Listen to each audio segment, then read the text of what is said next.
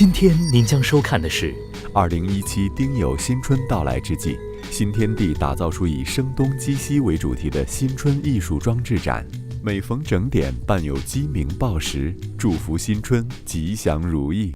大家好，观众朋友们，您现在看到的是今晚我们聊建筑。最近呢，新天地携手上海非常知名的一个建筑事务所叫100 Architects， 一起呢在这个新天地进行了一个迎接新春的声东击西的装置艺术展。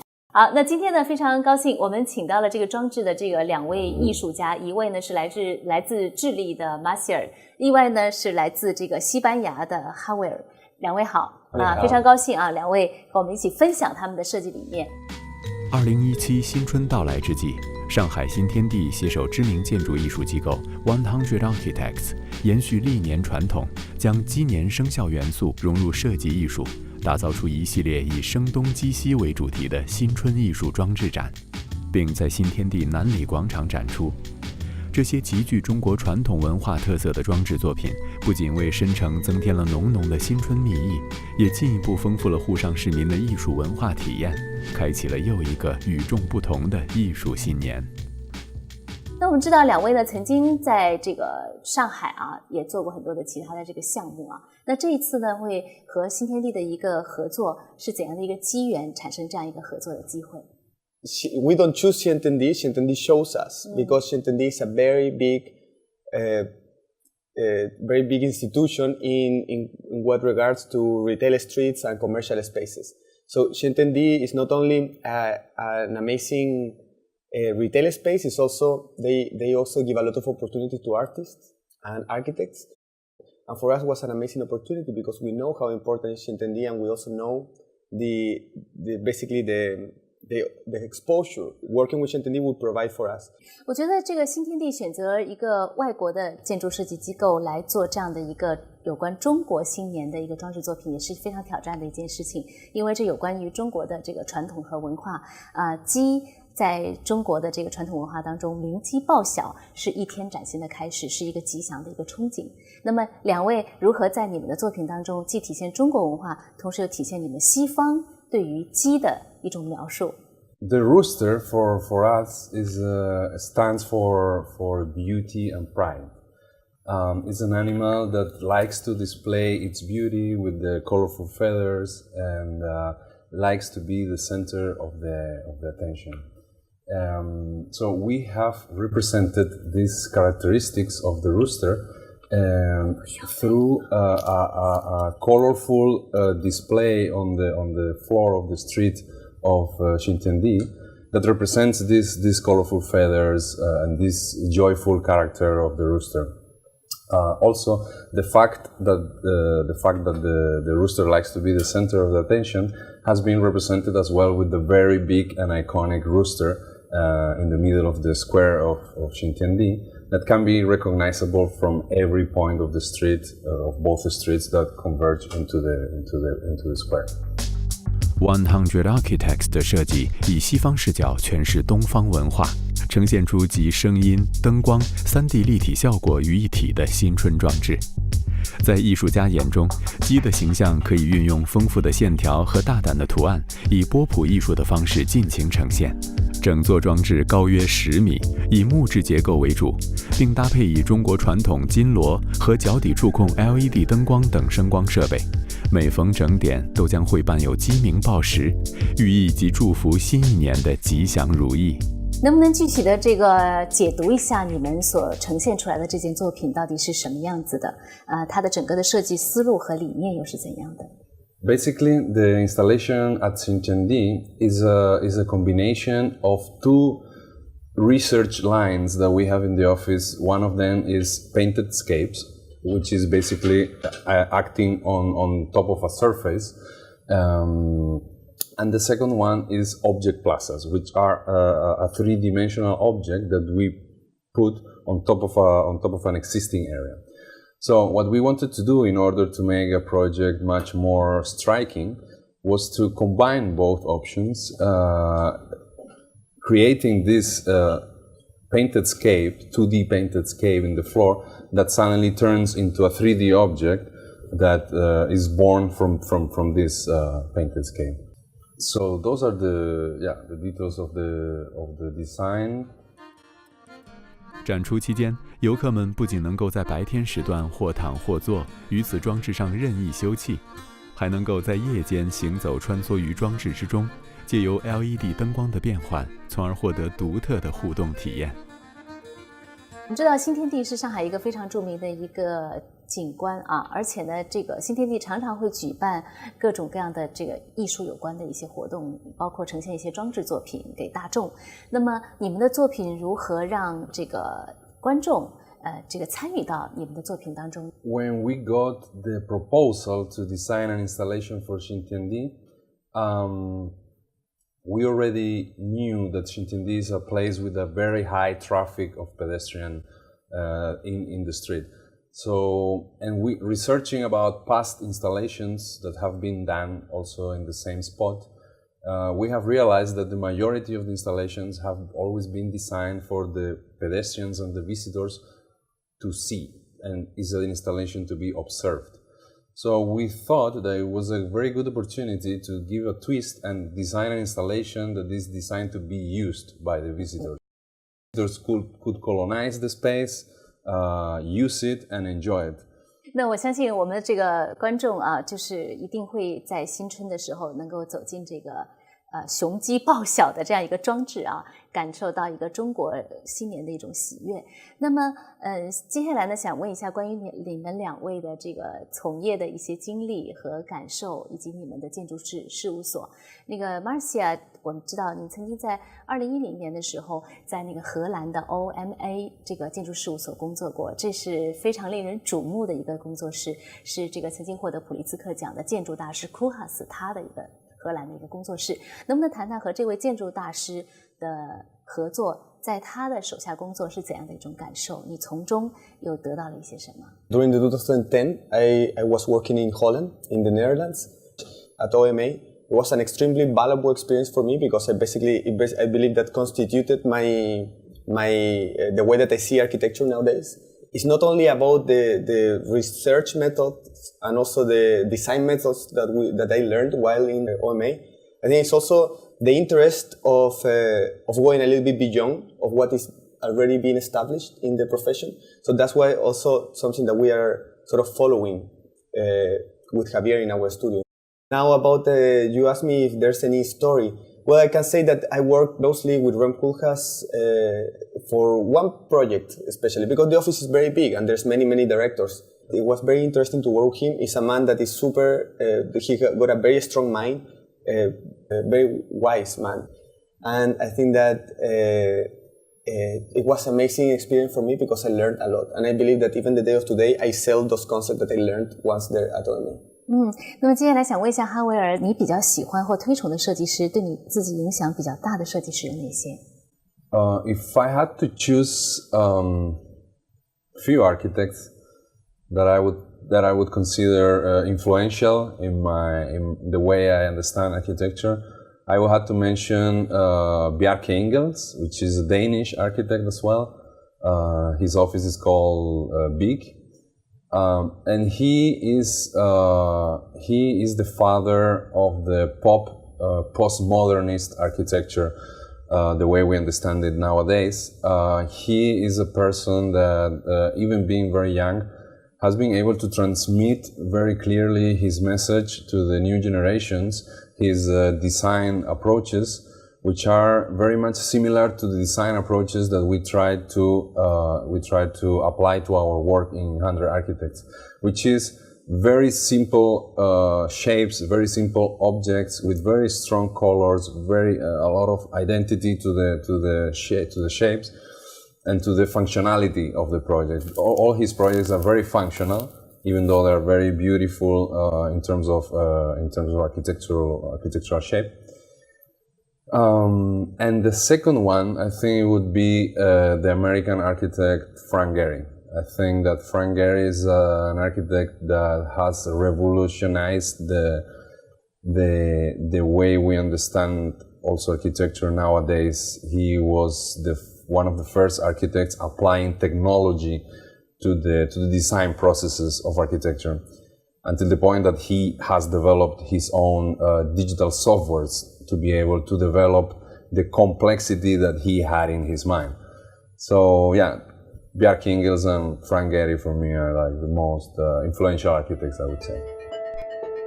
100 Architects 是一家非传统的建筑艺术机构，由马西亚尔·杰西、哈维尔·冈萨雷斯带领一批年轻而有创意的建筑师组成。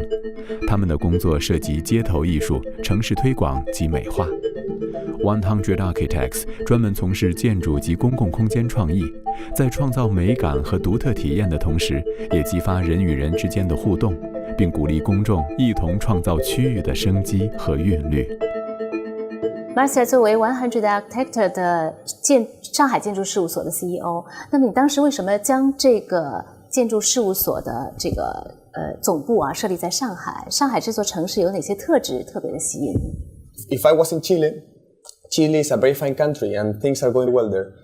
But I wouldn't be able to probably start up a business like 100 Architect in Chile because the market is just not strong enough. We need we have a small boat, right? And that means like a lot of wind to be able to sail far. So that was the experiment basically. It's a whole theory that we have been applying into the reality. In Asia, the public space is understood differently. Most of public spaces are circulation spaces and with some benches or sitting areas. But basically, we approach totally different because we are looking to design what we have called in other times people's attractor or something like that, because we believe that we want to create the dynamics among the people. We don't want just people walking around. Therefore, we believe that it's a perfect space, Asia, to launch our business, because in here there's a lot of need for it. And last but not least, Asia is going to be very strong in the future. It's already very strong and it's getting way stronger economic-wise. Therefore, I believe that the center of Asia is Shanghai. There's no better place right now. 接下来您将收看的是。对于新兴平台的关注，让100 Architects 在上海扎根，而两者在气质上的契合，则诞生了更多充满新意的作品。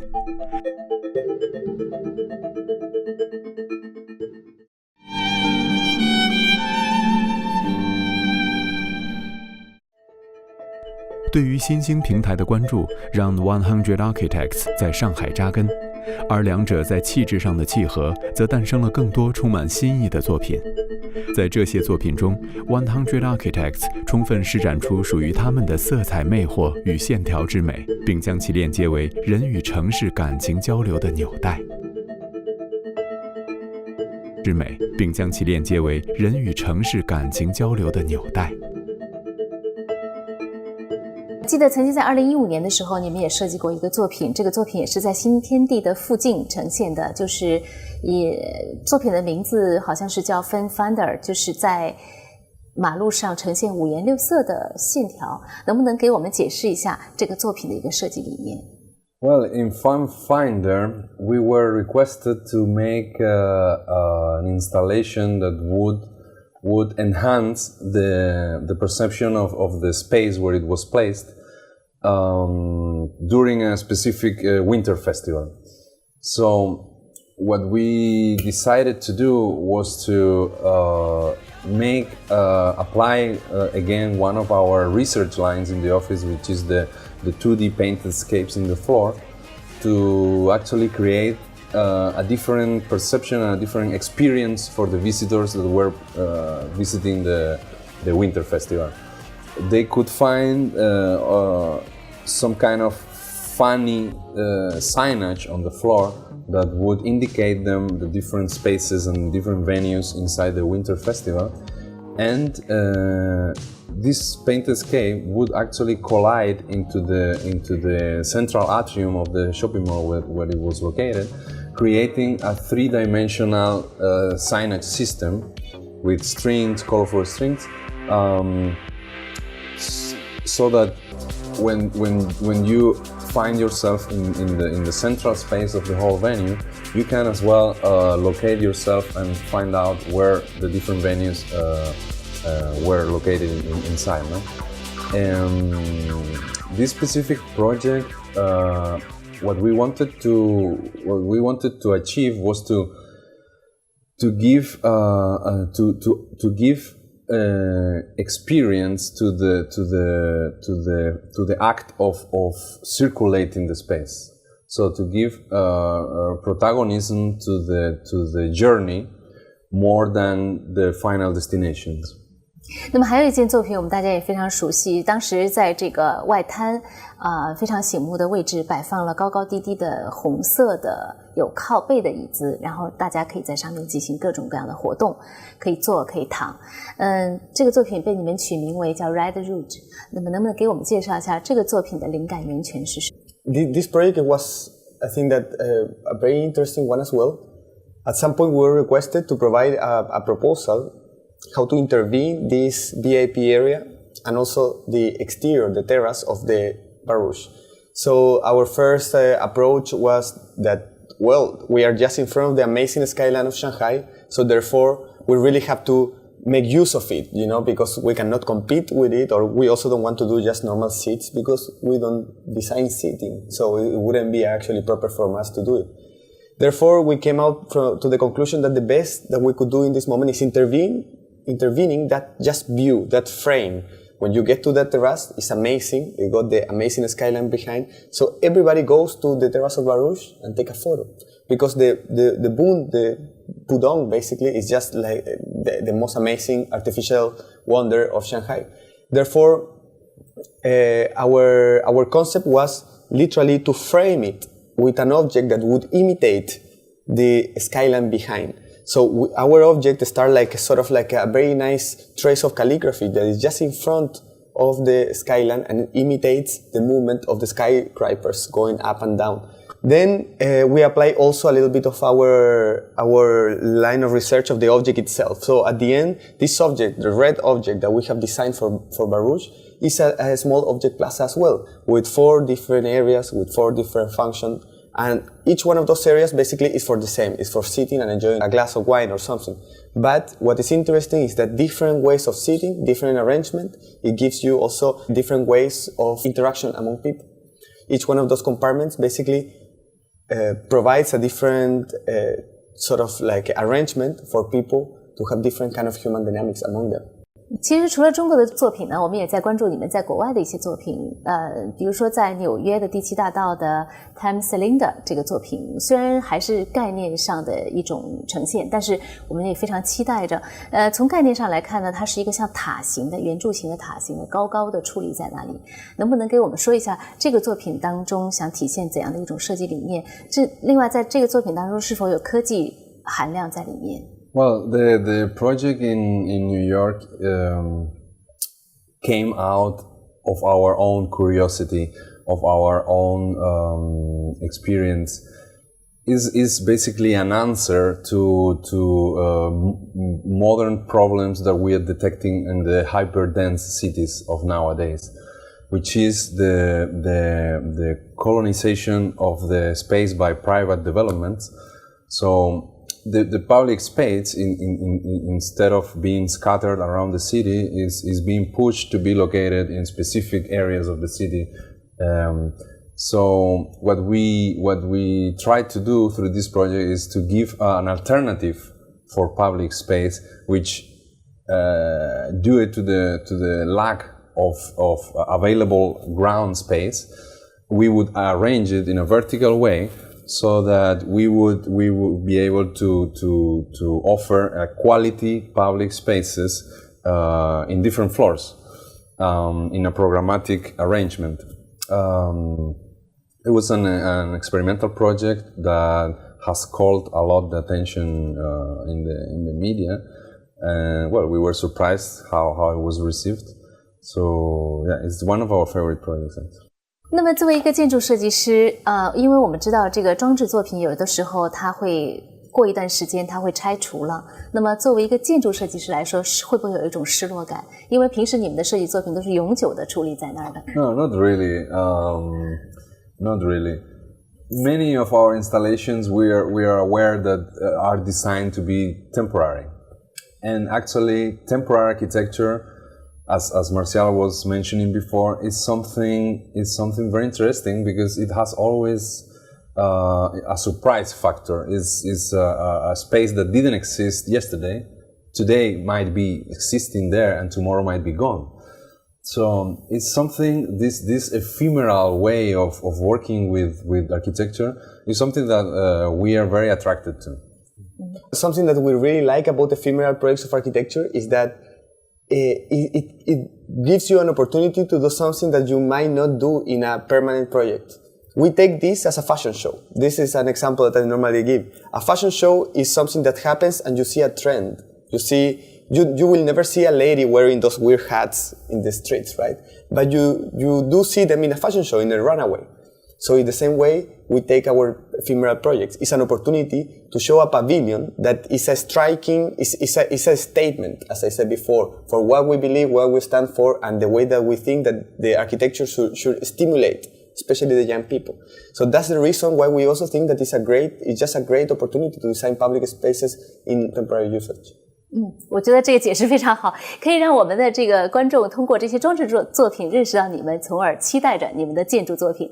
好，非常感谢两位来到我们的节目，也希望我们的观众朋友们，这个能够到新天地去感受他们这个今年的那个非常吉祥的作品啊，同时呢，能够去理解他们的一些设计理念。好，我们期待着你们更多更好的作品。谢谢，也谢谢电视机前的观众收看我们的节目，让我们下一次再见。明天您将收看的是英国演员伊恩·麦克莱恩专访。To be or not to be, that is the question.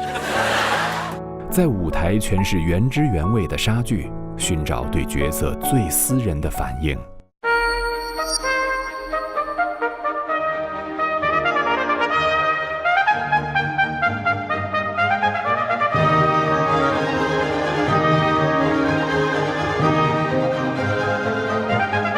走进经典，艺术人文品。